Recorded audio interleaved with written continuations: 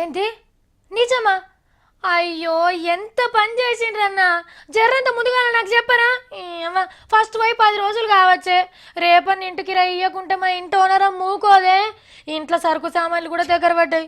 అయ్యో ఎల్లుండి మా అక్క పిల్లలు కూడా ఇంటికి వస్తామన్నారు. గింత పెద్ద ఆపత్తి ముచ్చట ఇంత నిమ్మలంగా చెప్తారేందన్నా?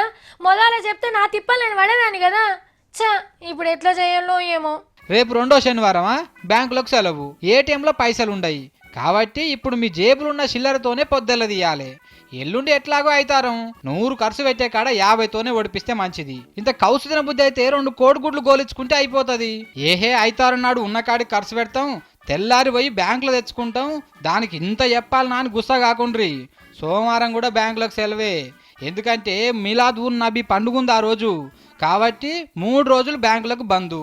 ఏటీఎంలలో ఎట్లాగో పైసలు వెళ్ళాయి. ఇక కొత్త నోట్లు చూసే భాగ్యం మళ్ళా మంగళవారం నాడే. ఆ దినం కిలోమీటర్లు లైన్లు కట్టంగా మీ వంతు వచ్చే వరకు పైసలు ఉండొచ్చు, అయిపోవచ్చు.